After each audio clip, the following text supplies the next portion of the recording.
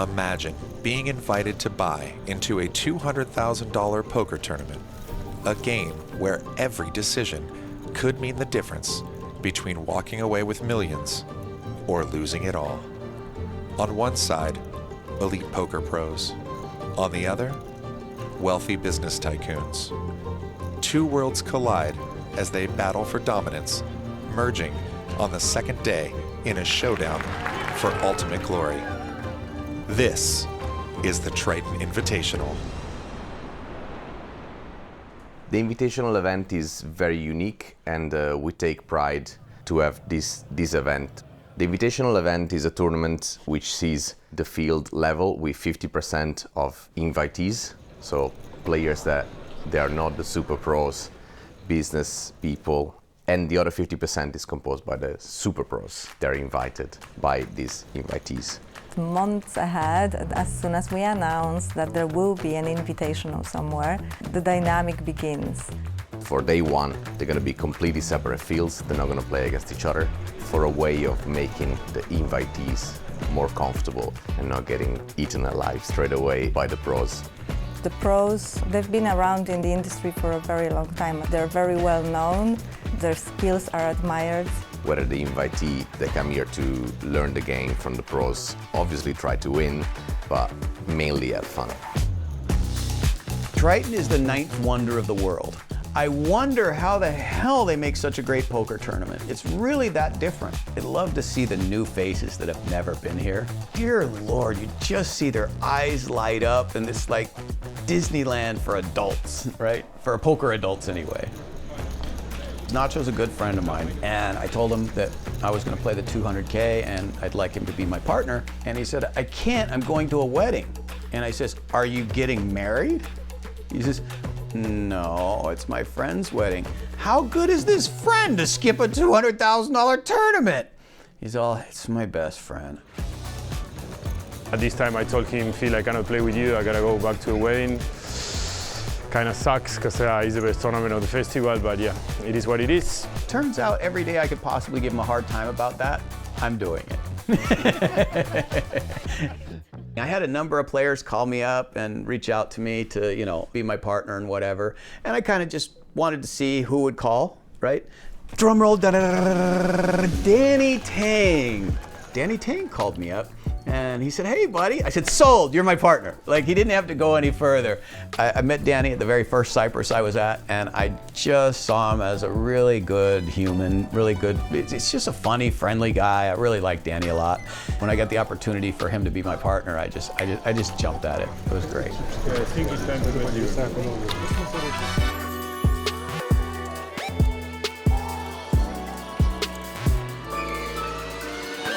I think for me, VIP is going to be a lot more mood dependent. Depends on if they're being entertained on the table or not, if they're bored, if they're tuned in, if they want to play good, they don't want to play good, how they perceive you, you know. VIP is going to be a lot more splashy as well, and you kind of don't want to do that for a tournament that's limited to 2 bullets as well, you know. So what I like about your game is you're friendly and talkative at the table, right? When I guess when it's the right group, I know when I'm there, you're friendly and talkative. Yeah. Like I remember when you said, you know, angry call, you know, it's tilt call, this and that. But the reality is you're in control every single time. You know exactly what you're doing, and that's just an act. Well, I wouldn't say it's an act, but well, I know what you mean. Yeah, but you're putting off some kind of vibe that they can get something out of. Yeah, I mean, my mood doesn't really change the way I play. Right. And the only person that I could really think of that is similar to this style is Jungleman. Yeah. But Jungleman's a lot harder to talk to. Right, right. Well, nobody can follow Jungleman at all, yeah, right? Exactly. He just confuses you by talking to you.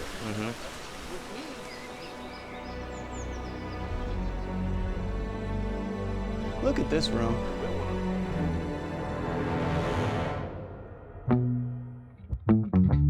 Thank you on behalf of the Triton family.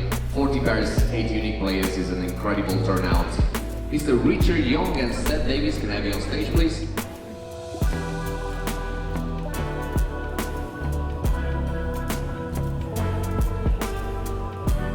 Phil is going to be on table 9, seat 1.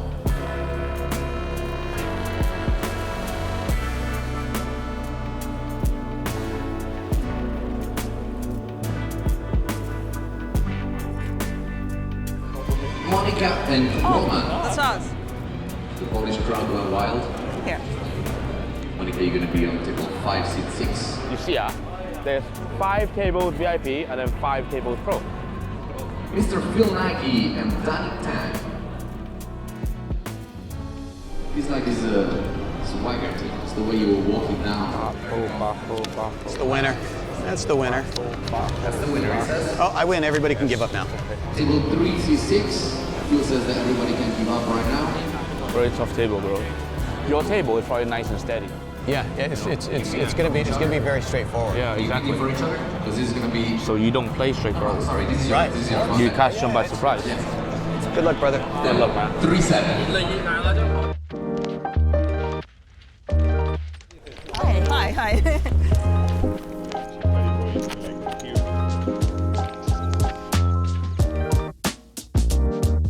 It's a very interesting dynamic, having a bunch of businessmen and then a bunch of pros on the other side. You have to play with a bunch of people that are not going to play the way the pros exactly play. So you have to have a gear here and then a gear on day 2.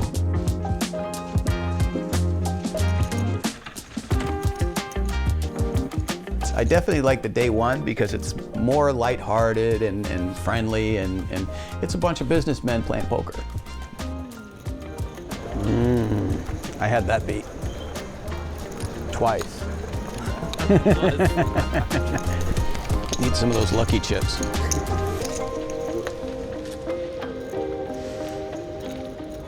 Oh, it's a mystery hand. Your favorite.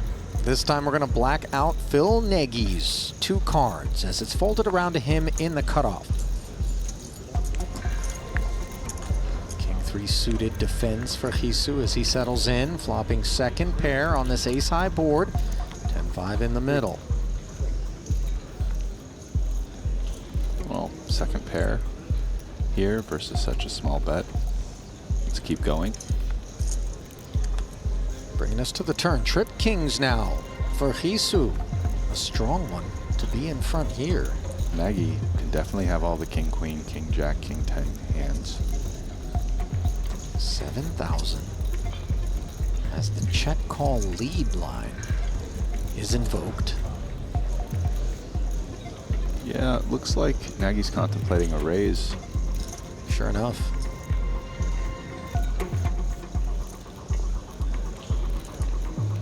This is a really poor card for Hisu, who did respect the raise by flatting.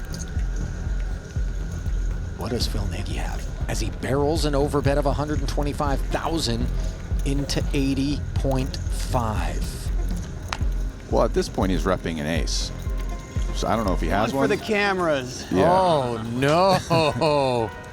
Got bullied. Yeah, Phil got his information, like I Hey, said. you don't know, I'm pretty slippery.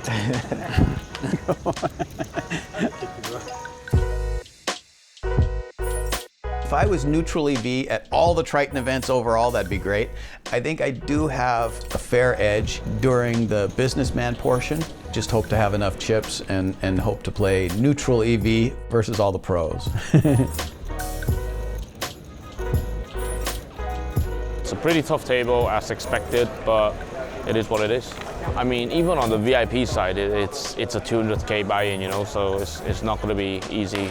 We only got half of our starting chips left, which is still good for a lot of big blinds, so hopefully we'll spin it up. You'll see the businessmen, the pots will get very bloated and they'll be much bigger pots. If they had like a little sign up there that said average pot in the businessman section, average pot in the pro section would be much smaller than the businessman. It's gonna be a lot more volatile than you're gonna see in the pro play. So I think the blinds were 3 and 6. And Rob is under the gun, and I'm in second position. Rob raises to 12,000. So I look down and I got 2 kings. And I says, you know what, I'm gonna flat here, because if I 3-bet, my hand is gonna be a little bit more not disguised, because I'm second position and Rob already raised. I've got a few people that could shove right over the top, and I can make an easy call and we can just go to town. So I make the call. It didn't go the way I planned because I got 2 other callers. So now we're in a 4-way pot to the flop with kings. Blah, right? Check, check, check to me, I think. and then I bet 22,000, 22. It's fold. Rob just calls. The turn is a queen. Rob checks. I bet 40,000. I've got about 120 behind. And Rob shoves over the top. I throw up in my mouth and I put out all my time banks and I sit there and I think about it and I think about it and I think about it. You look in pain. Yeah. I have an overpair to the board. I'll bet you $200,000 I have an overpair to the board. So I play king. I was hoping a short stack would shove and I wouldn't have to make any decisions like this. You're trying to fuck this guy, yeah? Now you're trying to fuck me. Anyone got a solver? Phil Nagy needs a solver. Fold. Yeah, of course. I'll tell you what I have there. It's because I have two kings. It's because I have two kings. You're not supposed to have a king. Like I've got blockers. Can we try that one over again? Tap, tap. I need a redo. I shouldn't be in the tournament anymore. If I would have 3-bet that, he 4-bets, we get it in, I lose. If I do anything else except fold right there, I can't fold the flop. If I do anything else, then I lose a tournament. Avoiding those setups is, I felt like that was a glimpse of me being a pro. You should be careful. You're playing against two world-class players.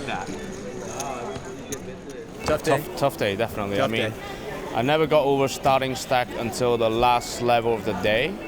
And then we peaked at 400K. And then, funny enough, I heard Rob say he's sitting out the last 3 hands of the day. I'm just going to go retire. And I don't want to lose my chips last 3 hands. I know what's going to happen. There's this Triton setup coming. See you tomorrow, brother. And then I decided to blast off like basically 60% of my stack with 2 hands left. But we both made it to day 2. Right? Yeah, and let's look at it one this bullet too. Yeah, 1 bullet as well. Yeah. And look at it this way. We've got 2 more days to accumulate chips. And your day just gets easier tomorrow. True. It's everybody else can just give up now.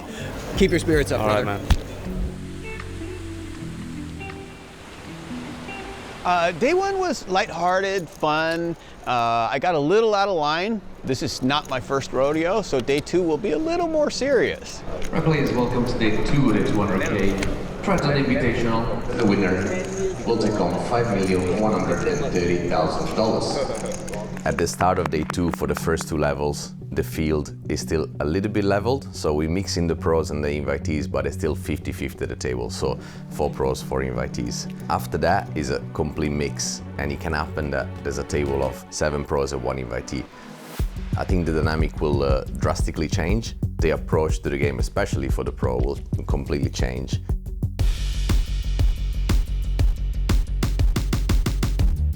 I got over starting stack 1 time yesterday, so I've been below starting stack the whole time and just kind of fighting, to stay alive.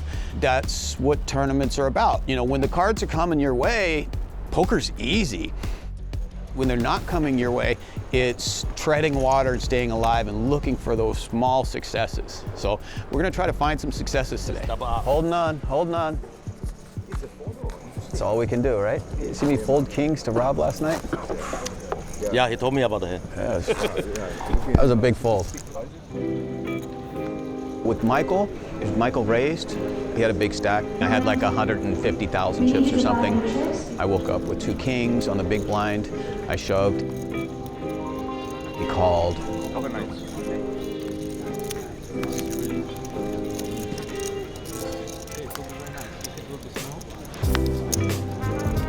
Kind of standard, right? Doubled up.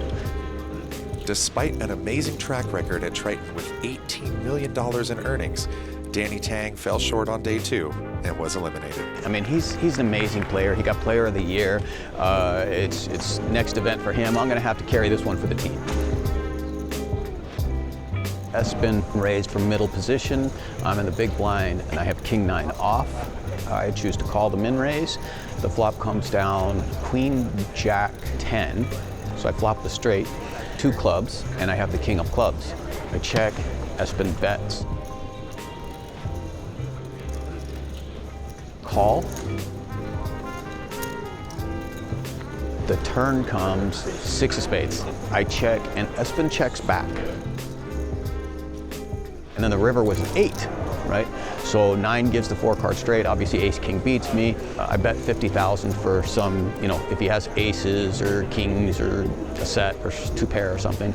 And then he shoves on me and I stop, think about it for a little bit. And remember, it's important to stop and think about it right there because I have got the second nuts, right? But it's still the second nuts. Second nuts.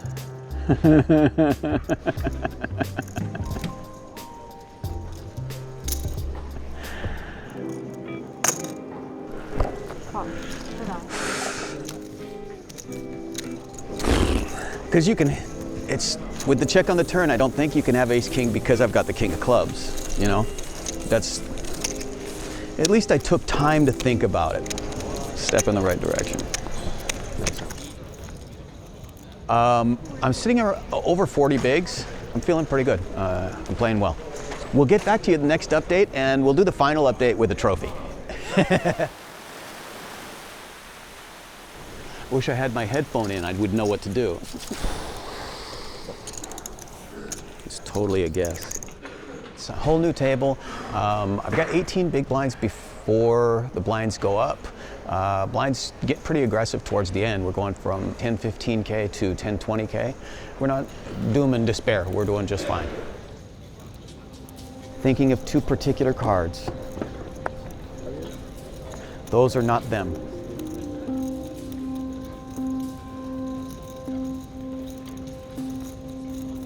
I'm all in.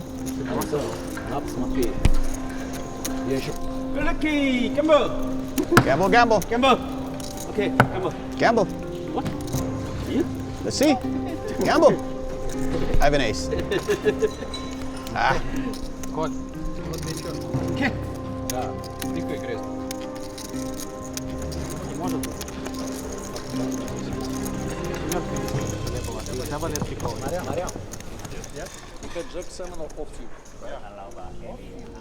Oh, I've already won. I shouldn't even be here. I should be in bed and miserable.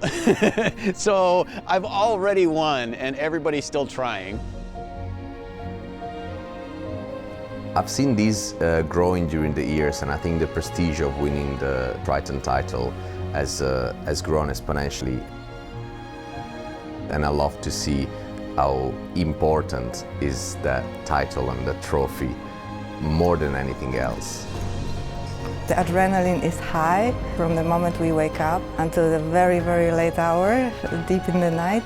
Once the event finishes and it stops, you're missing it a little bit. It's a journey, it's an experience, it's a 2-week festival to remember.